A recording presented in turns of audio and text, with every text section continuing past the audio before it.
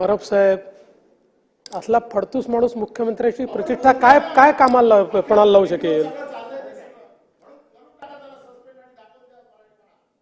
माननीय सभापती महोदय, या ठिकाणी सन्माननीय विरोधी पक्षाच्या सर्व सदस्यांनी जो एक महत्त्वाचा मुद्दा उपस्थित केलेला आहे आणि माध्यमांमध्ये देखील हा मुद्दा चाललेला आहे।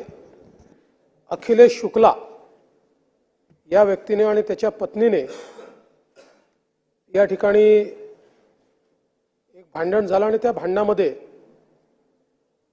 मराठी माणसाला अपमानित होईल अशा प्रकारचे उद्गार त्या ठिकाणी काढले, भांडण केलं, मारामारी केली आणि त्यातून एक संतापाची लाट सर्व लोकांमध्ये तयार झाली आहे। पहिल्यांदा तर मी या ठिकाणी सांगू इच्छितो की हा अखिलेश शुक्ला MTDCचा कर्मचारी आहे। त्याच्यावर FIR नोंद झालेला आहे। खडक पत्नीवरी दोघांवरही आहे, त्याची कॉपी आहे माझ्याकडे। खडकपाडा पोलीस स्टेशनमध्ये दाखल करण्यात आला आहे। त्याला तात्काळ निलंबित करण्याची कारवाई या ठिकाणी करण्यात येते आहे आणि पुढील कारवाई पोलीस करतील। मुळात कोणाच्याही मनामध्ये शंका असण्याचं कारण नाही।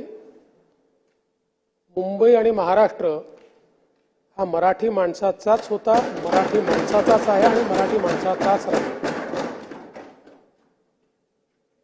कधी कधी काही नमुने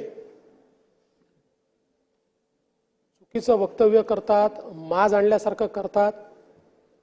अशा माजोरड्यांचा माज उतरवल्याशिवाय आम्ही राहणार नाही। खरं म्हणजे भाजपचं सरकार आलं म्हणून हे झालं अशा प्रकारचं त्याला राजकीय रंग देण्याचं कारण नव्हतं।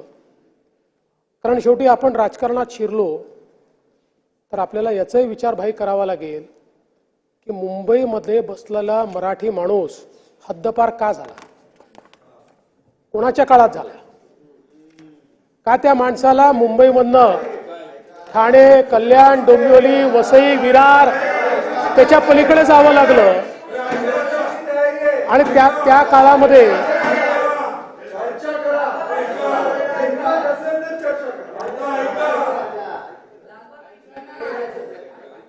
भाई माझे मित्र आहात तुम्ही, मुजोरी करायला हिंमत लागत नाही। तथ्यावर बोललं पाहिजे आपण सगळ्यांनी आणि तथ्य हेच आहे। आज मुंबईचं सगळं रिडेव्हलपमेंट कधी झालं, त्या रिडेव्हलपमेंट मधला मराठी माणूस बिचारा कुठेतरी 300 स्क्वेअर फूट मध्ये बसलेला आहे आणि मोठ्या मोठ्या फ्लॅटमध्ये कोण राहत आहे त्या ठिकाणी। पण एक निश्चितपणे आपण सगळ्यांनी मान्य केलं पाहिजे, मुंबई महाराष्ट्राची आर्थिक राजधानी आहे। या आर्थिक राजधानीमध्ये देशभरातला टॅलेंट पूल येतो आणि ते सगळे त्या ठिकाणी राहतात आणि मी हे बघितलेलं आहे।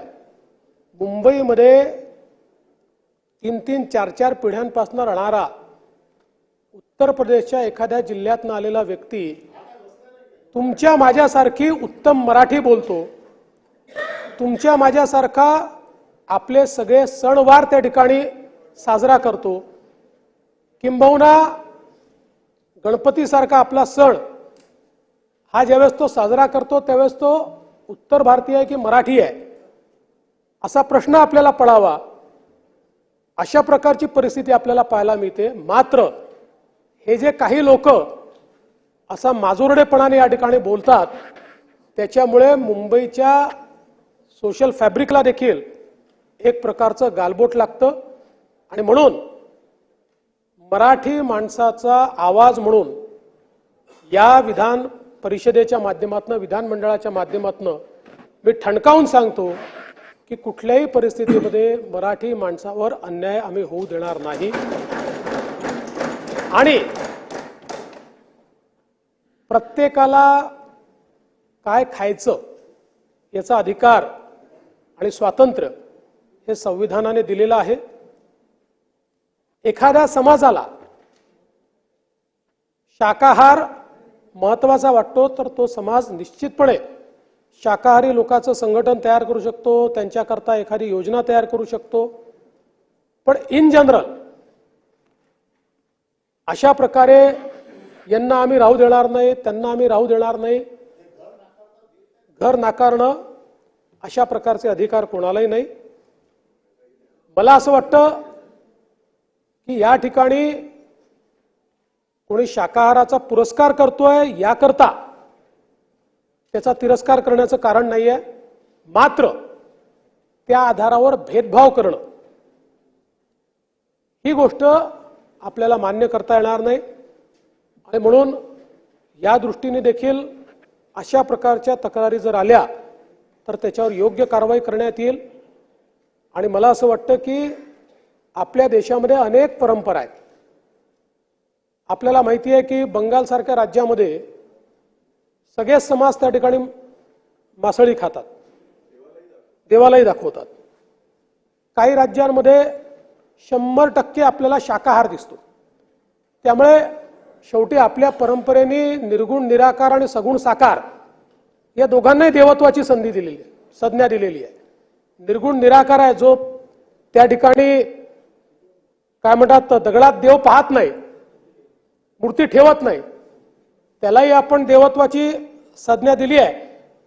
आणि माझ्यासारखा माणूस ज्याला मूर्तीमध्येही देव दिसतो त्यालाही आपण त्या देवाला देवत्वाची संज्ञा दिली आहे. आणि मला असं वाटतं की आपल्या देशाचं हे जे वैविध्य आहे ते वैविध्य त्या ठिकाणी टिकलं पाहिजे ही देखील आपली जबाबदारी आहे. पण त्याच वेळी जी आमची क्षेत्रीय अस्मिता आहे, एक आमची राष्ट्रीय अस्मिता आहे, तशीच आमची एक क्षेत्रीय अस्मिता आहे. आणि ती क्षेत्रीय अस्मिता म्हणजे आम्ही सगळे मराठी आहोत, त्या मराठीचा आम्हाला अभिमान आहे. त्यामुळे अशा अभिमानावर जर कोणी घाला घालत असेल तर जेवढे तुम्ही व्यथित आहात तेवढे आम्ही व्यथित आहोत. त्यामुळे त्याच्यावर निश्चितपणे कडक कारवाई केली जाईल.